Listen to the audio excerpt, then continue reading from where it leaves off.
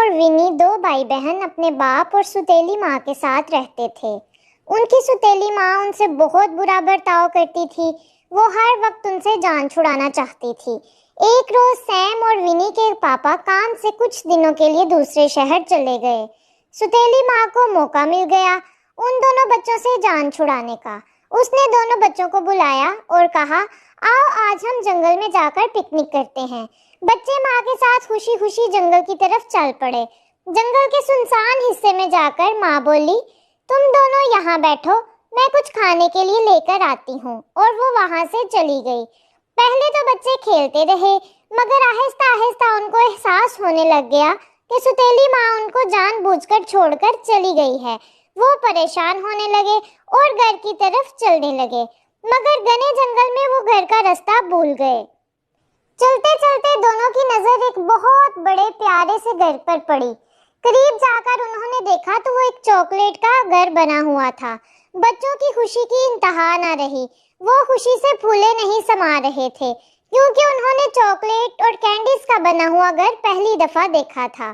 وہ گھر کی طرف چلنے لگے اور گھر کے اندر جا کر بھی ان کو خوبصورت نظارے دیکھنے کو ملے۔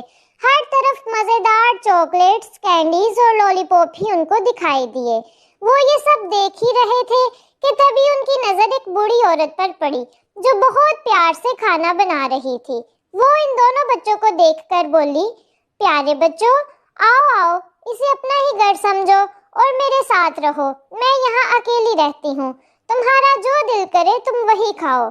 بچے خوشی خوشی اس عورت کے ساتھ رہنے لگے۔ ایک رات ونی باتھ روم جانے کے لیے اٹھی تو اس نے کچھ آوازیں سنی۔ اس نے قریب جا کر دیکھا تو خوفناک شکل کی ایک بڑھیا بیٹھی کچھ منتر پڑھ رہی تھی اور کہہ رہی تھی، جل آگ تیز جل، آدم ہور کا دل، کھاؤں گی میں کل، ونی اور سیم نہائیں گے گنگا جل، ان کو کھاؤں گی میں کل، تیز آگ جل، آدم ہور کا دل۔ ونی یہ سن کر بہت بری طرح ڈر گئی۔ اس کو سمجھ آ گیا کہ یہ عورت چڑیل ہے اور ہمیں جادو سے یہاں لے آئی ہے اور اب جان سے مار ڈالے گی۔ اس نے فوراً جا کر سیم کو سب کچھ بتا دیا۔ پہلے تو دونوں بچے ڈر گئے، مگر پھر سیم نے ونی سے بولا کہ ڈرو مت، ہم بہت بہادر ہیں، ہم یہاں سے زندہ سلامت نکل ہی جائیں گے۔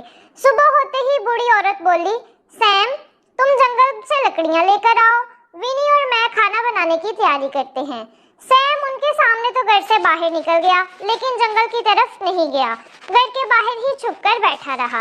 گھر کے اندر بوڑھی عورت اپنے اصلی روپ میں واپس آ گئی اور چڑیل کی شکل میں آ کر ونی کو کہا، آج تو میں تم دونوں کو کھا کر اور تمہارا خون پی کر جوان ہو جاؤں گی۔ وہ ونی کو پکڑنے کے لیے آگے بڑھی کہ ونی نے ہمت کر کے اس کو دھکا دے دیا۔ تبھی سیم بھی گھر کے اندر بھاگتا ہوا آ گیا اور چڑیل کی جلائی ہوئی آگ میں اس کو ہی دھکا دے کر انہوں نے گرا دیا اور باہر نکل کر دروازہ باہر سے زور سے بند کر دیا۔ بوڑھی چڑیل اپنی ہی جلائی ہوئی آگ میں جل کر مر گئی۔ دونوں بچوں نے سکون کی سانس لی اور گھر کی طرف چلنے لگے۔ 2 دن دونوں بہن بھائی چلتے رہے۔ چلتے چلتے آخرکار وہ گھر کو پہنچ ہی گئے اور اپنے پاپا کو سارا قصہ سنایا۔ ان کے پاپا کو اپنے بچوں کی بہادری پر فخر تو محسوس ہوا، لیکن ساتھ ہی ساتھ ان کی ستیلی ماں پر بہت غصہ آیا اور اسے ہمیشہ ہمیشہ کے لیے گھر سے نکال دیا۔ پیارے ساتھیوں، اگر آپ مزے کی کہانیاں سننا چاہتے ہیں تو کوکوز پلانٹ کو زیادہ سے زیادہ لائک، شیئر اور سبسکرائب کریں۔